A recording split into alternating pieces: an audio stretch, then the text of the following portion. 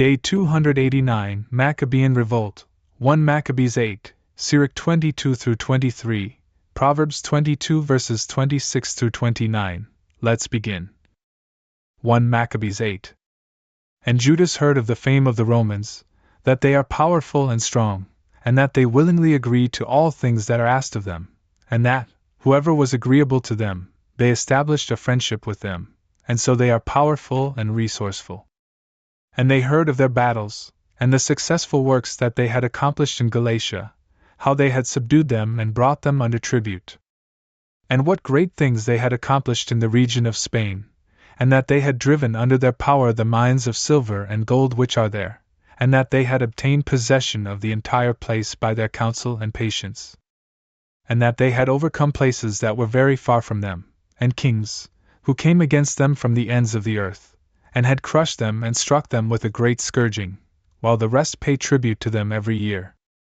And that they had defeated in battle Philip, and Perses the king of the Cedians, and the others who had taken up arms against them, and had crushed them in warfare and subdued them.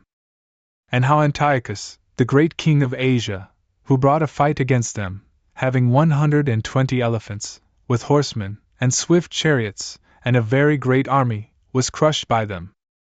And how they had captured him alive and had decreed to him that both he and those who would reign after him would pay a great tribute, and that he should provide hostages bound to an agreement. And that regions from the Indians, and from the Medes, and from the Lydians, from among their best regions, with those whom they had taken from them, they gave to King Eumenes. And those who were in Greece wanted to go out and defeat them, but they became aware of this plan.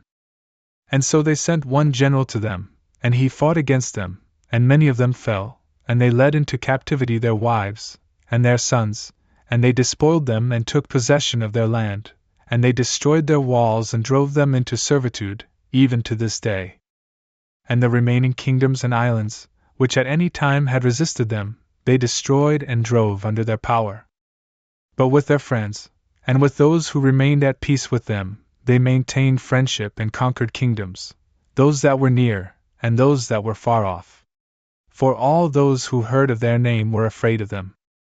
In fact, whomever they wanted to help become ruler, these reigned, but whomever they wanted, they deposed from the kingdom. And they were greatly exalted. And of all these, none wore a diadem, or was clothed in purple, to be magnified in this. And also, they had made themselves a senate house, and they consulted daily with 320 men, continually acting as a counsel for the multitude, so that they would do the things that were right.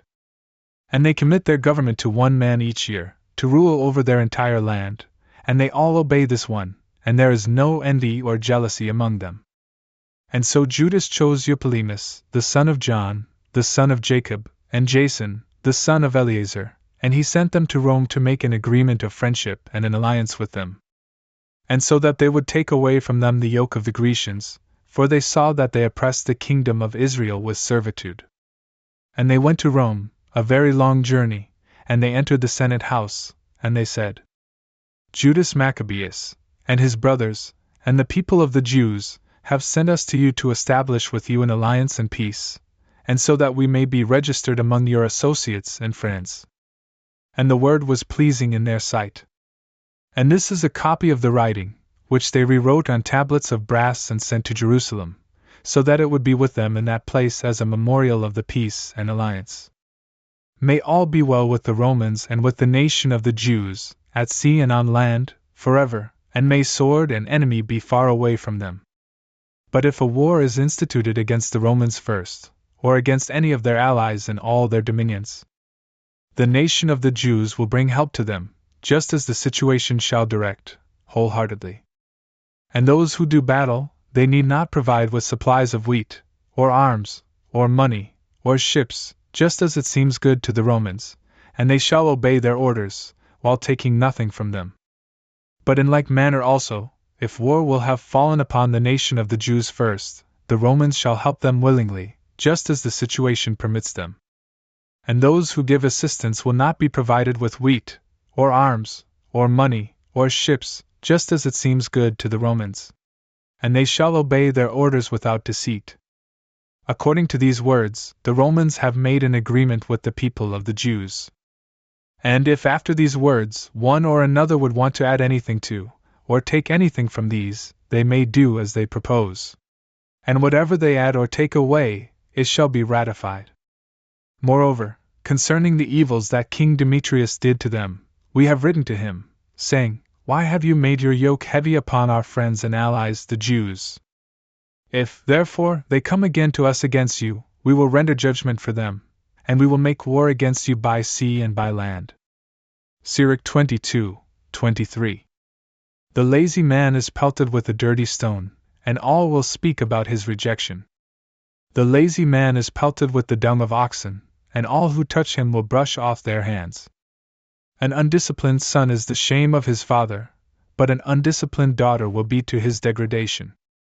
A prudent daughter brings an inheritance to her husband, but she who causes shame will be a disgrace to him who conceived her.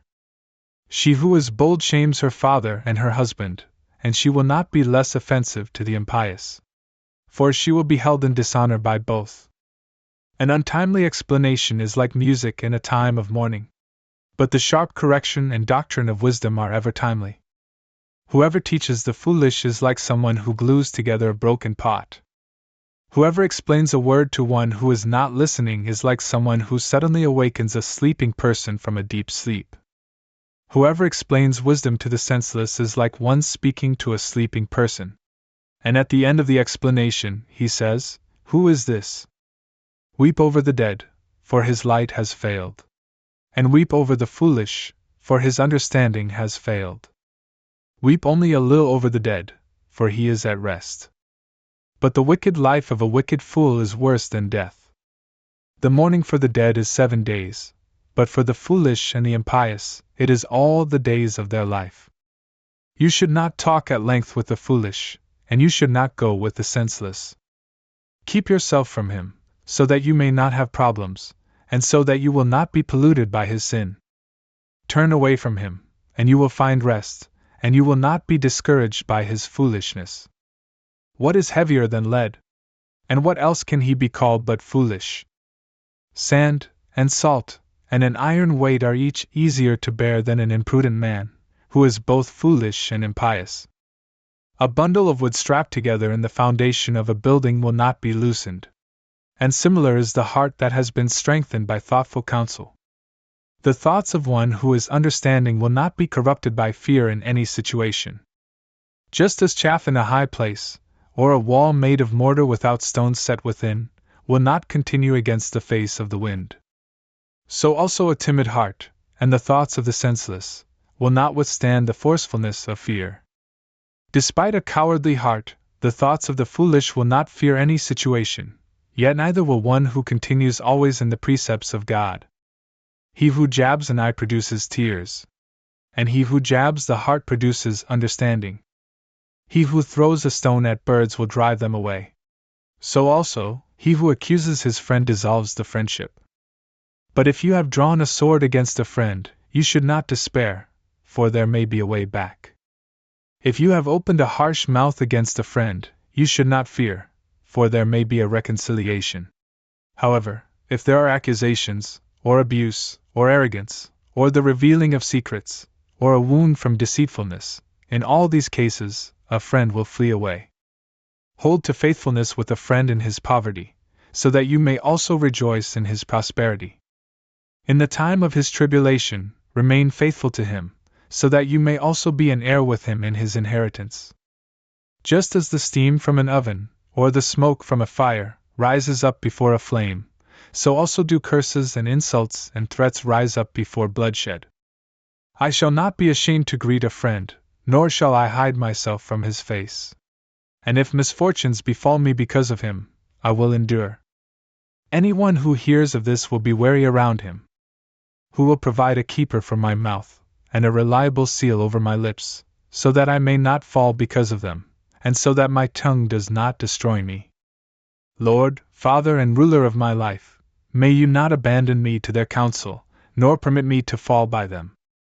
They would impose scourges over my thoughts, and over the discipline of wisdom in my heart. And they would not spare me from their ignorances, nor would they allow their own offenses to become apparent. And they intend that my ignorances would increase, and my offenses be multiplied, and my sins abound. And so I would fall in the sight of my adversaries, and be rejoiced over by my enemy. Lord, Father and God of my life, may you not abandon me to their plans. Do not leave me with the haughtiness of my eyes, and avert all desire from me. Take the desire of the body from me, and do not allow sexual desire to take hold of me, and do not permit an irreverent and senseless mind within me. O sons, listen to the doctrine of my mouth. For those who observe it will not perish by the lips, nor be scandalized into wicked works. A sinner is held by his own emptiness. And the arrogant and those who speak evil will be scandalized by these things. Do not allow your mouth to become accustomed to swearing oaths. For in this, there are many pitfalls.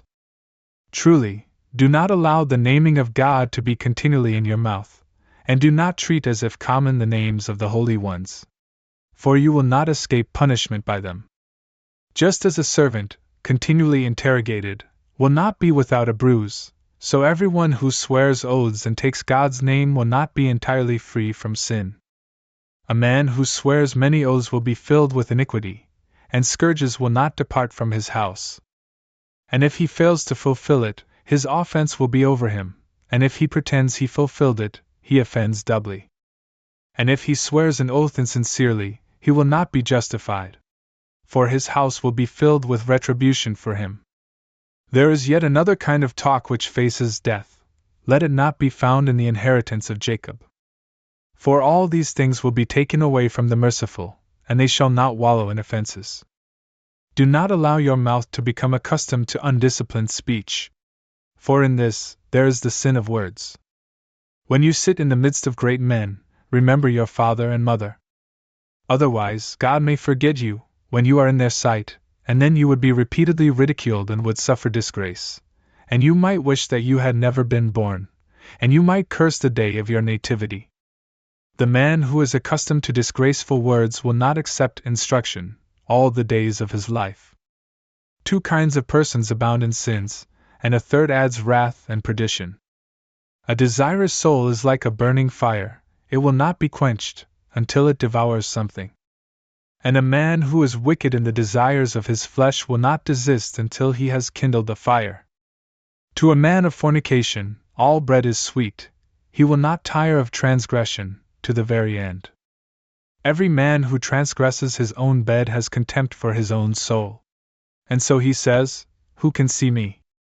Darkness surrounds me, and the walls enclose me, and no one catches sight of me. Whom should I fear? The Most High will not remember my offenses. And he does not understand that God's eye sees all things. For fear within a man such as this drives away from him both the fear of God and the eyes of those men who fear God. And he does not acknowledge that the eyes of the Lord are much brighter than the sun, keeping watch over all the ways of men, even to the depths of the abyss, and gazing into the hearts of men, even to the most hidden parts. For all things, before they were created, were known to the Lord God. And even after their completion, he beholds all things. This man will be punished in the streets of the city, and he will be chased like a young horse. And in a place that he does not suspect, he will be captured. And because he did not understand the fear of the Lord, he will be in disgrace before all men. As will be every woman, too, who abandons her husband and establishes an inheritance by marriage to another man. For first, she was unbelieving of the law of the Most High. Second, she offended against her husband. Third, she fornicated by adultery, and so established her children by another man. This woman will be led into the assembly, and she will be stared at by her children. Her children will not take root, and her branches will not produce fruit. She will leave behind her memory as a curse, and her infamy will not be wiped away.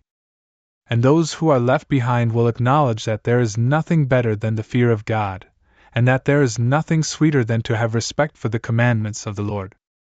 It is a great glory to follow the Lord, for length of days will be received from him. Proverbs 22 verses 26 through 29.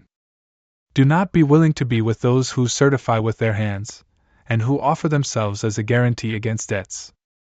For if you do not have the means to restore, what reason should there be for him to take the covering from your bed?